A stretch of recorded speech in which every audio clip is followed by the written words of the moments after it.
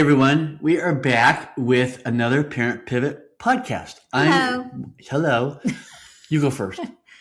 Hi, happy day after Mother's Day. Introduce yourself. 2 days after Mother's Day. This is Julia Cummings. Hey, I'm the other co-host, Steve Cummings.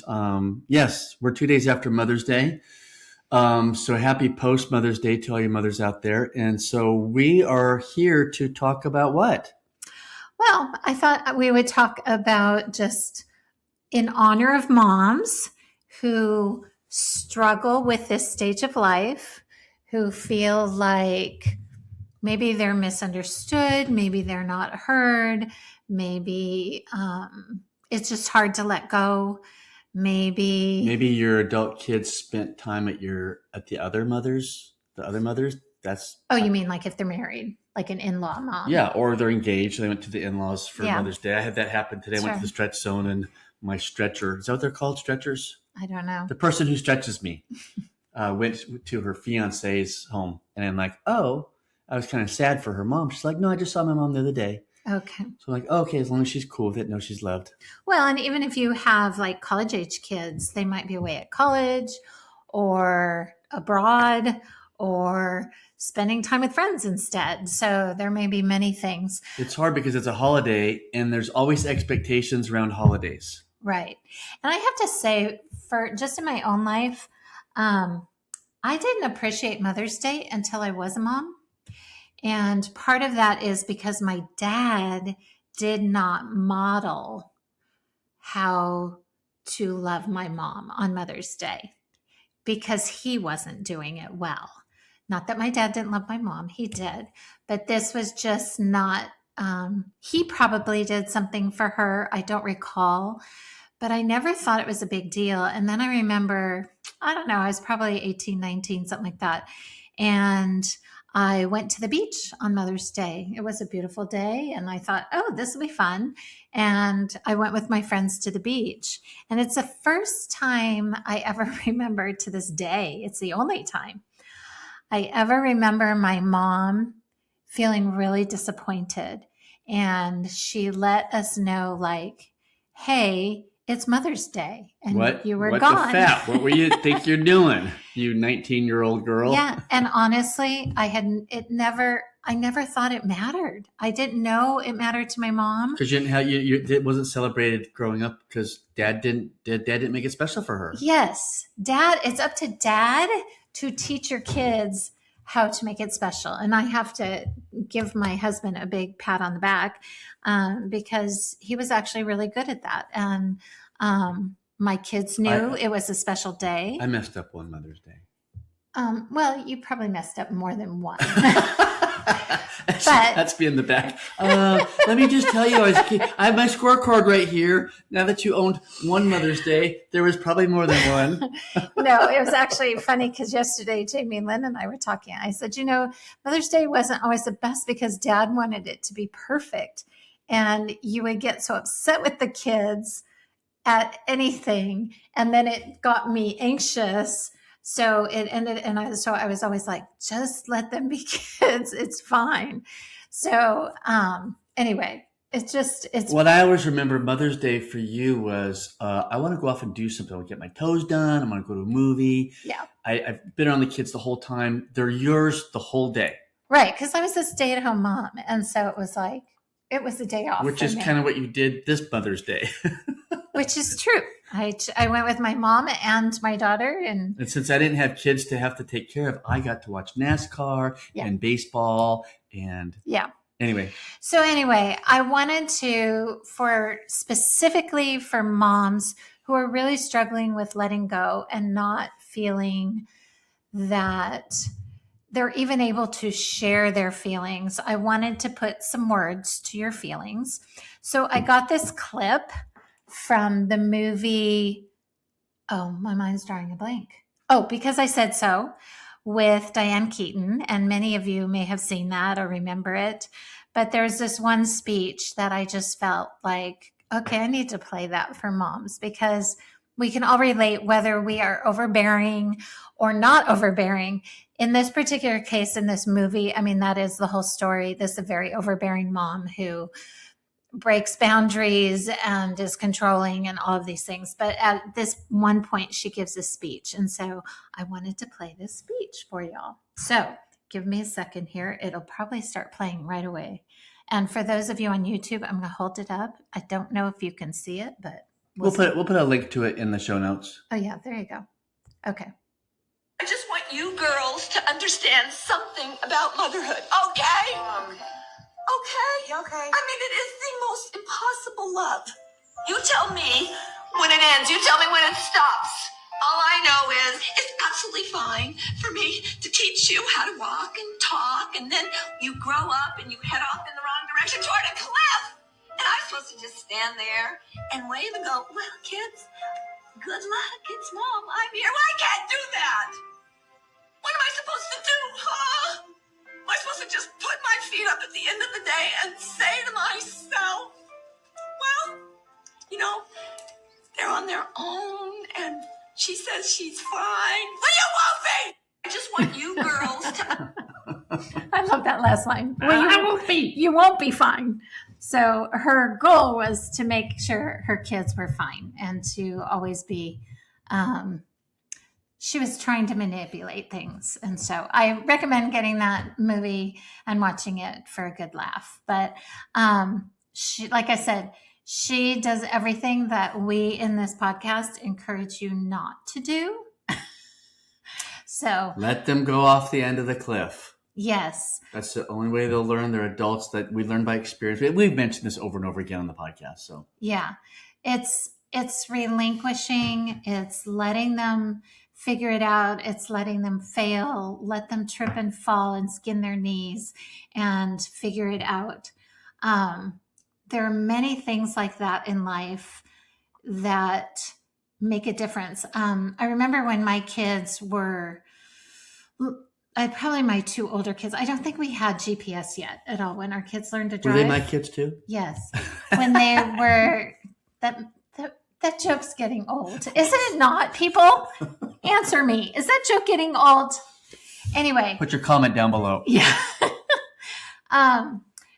But did we have GPS when our kids were learning to drive or? Well, we could see them on Find Friends. I think it was just starting to switch. Like, well, let's see, try to think. So if our oldest was born in 1990, he was learning to drive in 2006. I think GPS was out. Okay. But I'm not sure they had GPS because what I remember is I let all of them get lost at some point. And not necessarily on purpose, but they'd come home so aggravated or in tears or whatever. And my response to them was very unfeeling, actually, which is not like me.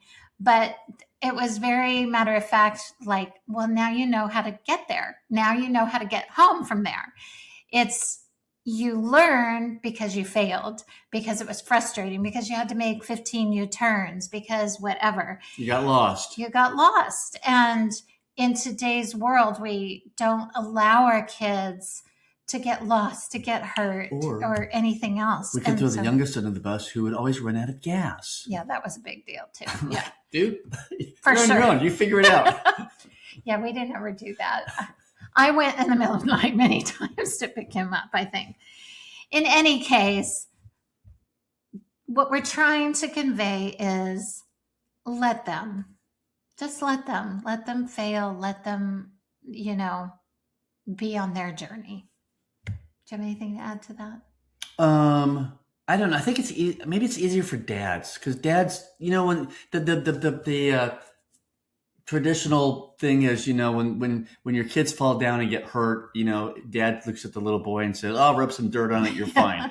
Right? So kind of in the same way, it's like, "Oh, no big deal, whatever." But if it's your little princess, that's that a different falls down, story. you come sweeping in to grab her. So dads, I don't know how many dads listen to the podcast, but this goes for you too. You got to let your little princess fail. Yeah. At whatever, life, finding a job, getting a car, getting lost. All those things. That's hard for dads. I'm still in the mode here at 64 years old. My girls are my wife and my daughter and my granddaughter that are all living on what we call our homestead property here in Georgia. And I'm trying to do everything, but I also have to realize they have to, of course, I've got some very strong women that just say, get out of my way, I can do this. But Jamie Lynn is like 8 months pregnant. So I said, I can run downstairs and get that for you. So she'll let me do that once in a while. So, Yeah. But yeah, I think as dads, we can do that too. And especially if it's, we tend to be more focused on careers and saving money and spending wisely and stuff like that, as opposed to those, I don't know, they're not necessarily little things, but we just have a different lens on. And so I think dads, I don't know, I think we're able to let them fail easier than moms. I don't know. I really do think it depends. I think it depends on the dad. I think it depends on the child. It's hard. We'll talk about it at Father's Day. Yeah. Next month. It's hard for all of us, I think, to just relinquish your kids. We will, I think we're talking about having an episode and you guys can tell your friends this, more along the lines of people who have like 18 to 21-year-old type of age. We'd like to do a podcast specifically about like kind of letting go in some specific areas. You mean like we talked about before we came on this one? Yes. Yeah, maybe a little older than 21, you know? Oh, that's true. Let's say 18 to 30. Yeah, 18 to 30. 18 to 30. And again. But single. Yes, single. Single. Because we do a lot on the Parent Pivot podcast. We talk a lot about to an audience of parents who have adult children who are married. Yeah. So we're going to try to get an interview going here soon and talk about what we're talking about, saying, hey, you still got adult kids, but they're not married yet. Right. And we want to talk about releasing. Well, holy coyote, we've got a guest potentially lined up and things where we're going to talk about releasing. Yeah. Because we've done that. When our kids were graduating high school, we told them, hey, we're going to fund Bible school for you overseas. Yeah. And we sent them off. They had, even in high school, they had done many missions trips. Right. So we were we introduced that to them and we released them a lot. They went to Quito, Ecuador, and they went, where else did they go? They went to Mexico a lot, and they went Costa Rica, Haiti. And so they were used to going Mexico. Yeah. Off the continent. So that was a norm in the Cummings family. Yeah. So when we look at it, we're like going, yeah, please go.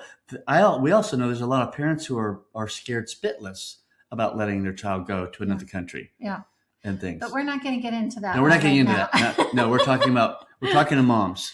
Yes. So moms, for those of you moms who are finding this a difficult season of life, I just want to encourage you. Number one, relinquish, hand them over to the Lord, allow them to live their life, so to speak, and it will get better. I really want to encourage you that it will get better. It may not be overnight. It may not be even in the next 10 years, but it will be better. And you just need to learn to have your own life. The funny thing about that movie is how she ends up relinquishing. She's a single mom. She gets herself a boyfriend and she ends up having something else in her life. And so it changes her relationship with the kids. So yeah. Anyway, get your own life. And there is a podcast on that. We do have a life. We do have a life. We have a podcast. We have a podcast about that, actually called Get a Life. Get a Life. Earlier, scroll all the way back to year 1. We're in year 4 already. This is crazy. Yeah. Year 4. Wow. Where's this gone? We were having a lot of fun. Hey, if you're listening out there and there's a topic that we have not covered, we would love to talk about it. So if you could put an email together or to parentpivotpodcast@gmail.com and saying, hey, here's a situation, we will talk about it. We love doing that. If you're looking for some help in your relationship with your adult child, this one over here has gained a few clients from the podcast and things. So whether it's a one-off or 2 times in a row or however often you need to, we'll put her information down in the show notes. So hook up with Julia and she'll spend some time with you walking through that situation. And otherwise we would love it if you would like and share and rate the podcast. It's actually getting out there. In fact, you know what? California, if you're listening to us and you're California, that's the state we're from. It's where we were born and raised, this family. Y'all are number 1 on podcast listenership. And Georgia, you're number 2. Come on, homies, what's going on? Our Well, they're both homies. Our home states are 1 and 2, but California's lead the pack.